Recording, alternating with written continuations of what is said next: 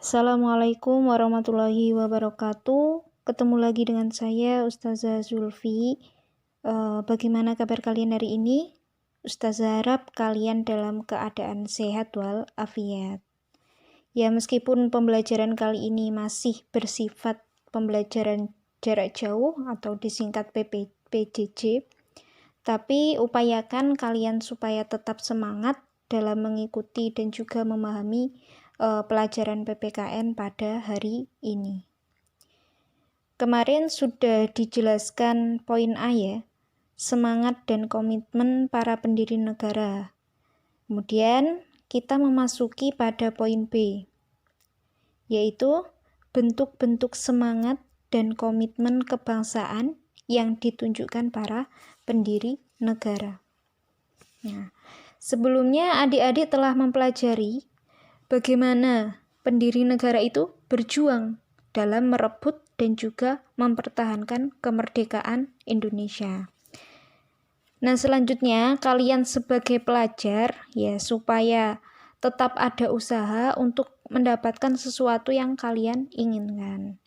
Contohnya, jika kalian ini ingin mendapatkan juara kelas, usahanya apa? Ya, usahanya belajar dan juga berdoa. Lalu kalian misalkan mempunyai cita-cita ingin menjadi MT atau Mubalik, ya usahanya apa? Ya dengan mondok. Setelah itu tugas. Nah, dari kedua contoh itu bisa diartikan atau intinya ketika kita ingin menerima hak kita, maka ya kita harus bisa melaksanakan kewajiban kita terlebih dahulu. Jiwa, semangat, dan komitmen merebut kemerdekaan itu disebut dengan nilai-nilai kejuangan 45. Nah, untuk memperoleh gambaran tentang nilai-nilai 45 yang berkembang pada setiap zamannya, maka diadakan periodisasi. Nah, periodisasi ini ada 4 periode ya. Periode pertama, periode kedua, periode ketiga, dan juga periode keempat. Kita bahas dulu di periode pertama. Pada periode pertama ini terjadi pada masa sebelum pergerakan nasional. Nah, sebelum pergerakan nasional ini berarti Indonesia saat itu di masa kerajaan. Pada periode pertama ini, Indonesia ini banyak kerajaan-kerajaan yang merdeka dan juga berdaulat. Kehidupannya juga sudah rukun, sudah damai.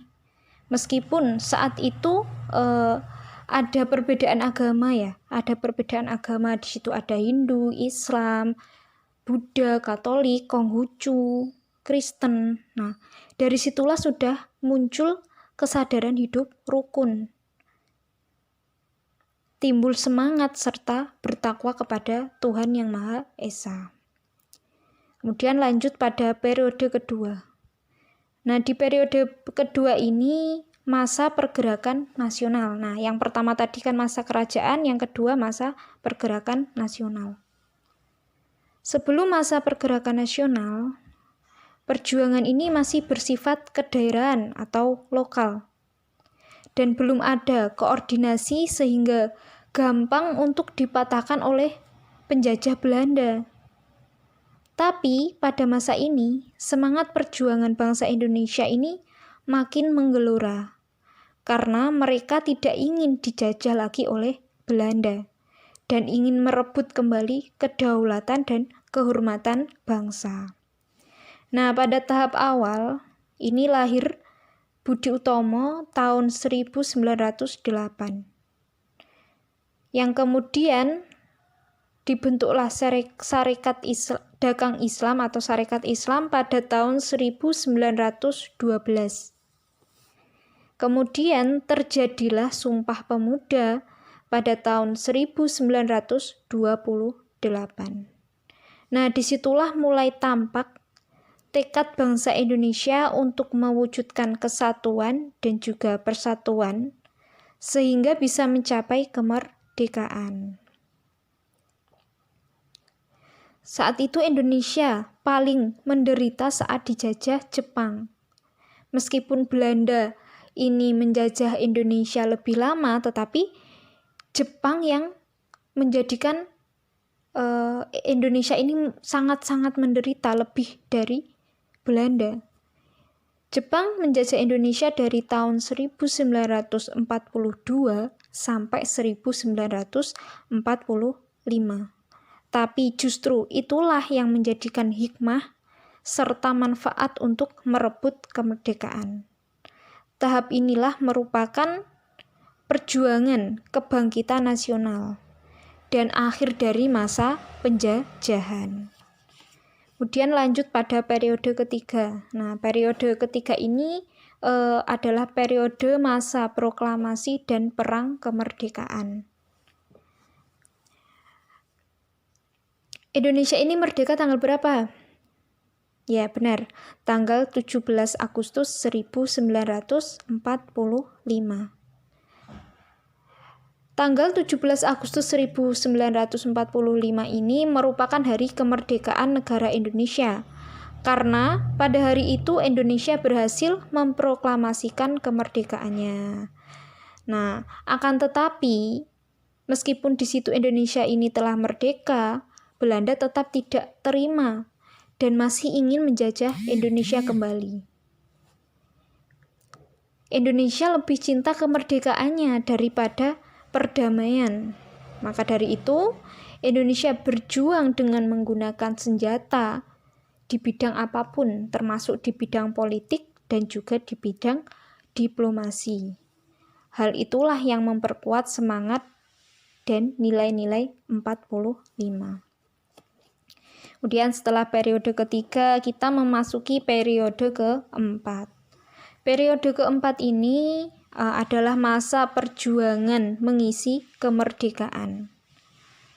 Perjuangan ini tidak terbatas waktu, karena pada periode ini bermaksud mencapai tujuan nasional seperti yang tercantum dalam Undang-Undang Dasar 1945.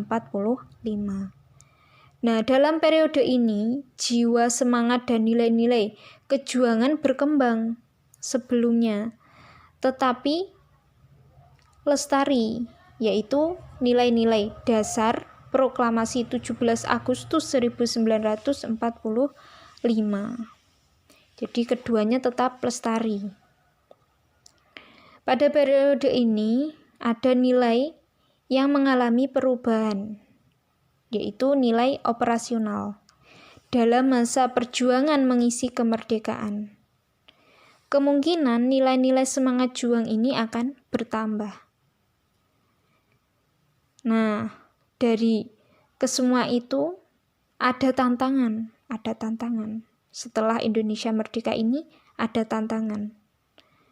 Yang mana tantangan itu tidaklah kecil, tapi justru semakin besar. Tantangan berasal dari dalam dan juga luar negeri. Dari dalam contohnya apa? Korupsi, kolusi, dan nepotisme atau disingkat dengan KKN.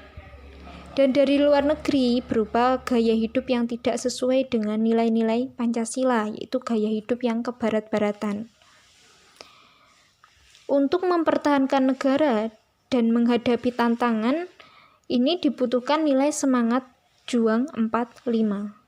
Nilai-nilai 45 lahir dan berkembang dalam perjuangan bangsa Indonesia dan merupakan daya dorong moral spiritual yang kuat untuk mencapai kemerdekaan Indonesia.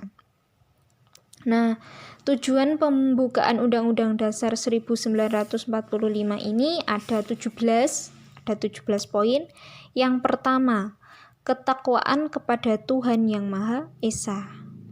Kemudian yang kedua, jiwa dan semangat merdeka. Yang ketiga, nasionalisme. Yang keempat, patriotisme. Yang kelima, rasa harga diri sebagai bangsa yang merdeka. Nomor 6, pantang mundur dan tidak kenal menyerah. Nomor 7, persatuan dan kesatuan. Nomor 8, anti penjajah dan penjajahan. Nomor 9, percaya kepada diri sendiri. dan atau percaya kepada kekuatan dan kemampuan diri. Nomor 10, percaya kepada hari depan yang gemilang dari bangsanya. Yang nomor 11, idealisme kejuangan yang tinggi. 12, berani, rela, dan ikhlas berkorban untuk tanah air, bangsa, dan negara. 13, kepahlawanan. 14, sepi ing pamrih rame ing gawe. 15, kesetiakawanan, senasib sepenanggungan, dan kebersamaan. Yang ke-16, disiplin yang tinggi. 17, ulet dan tabah menghadapi segala macam ancaman, tantangan, hambatan, dan gangguan. Nah, itu tadi poin B, penjelasan dari poin B. Kalian supaya mencatat ya, karena ini nanti kalau tidak dicatat takutnya waktu UAS atau PAT kalian tidak bisa mengerjakan. Nah, ini supaya dicatat, supaya dipahami.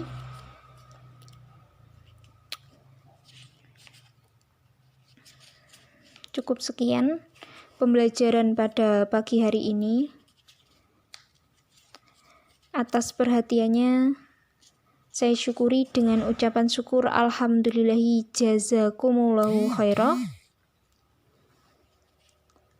Ustazah akhiru kalam.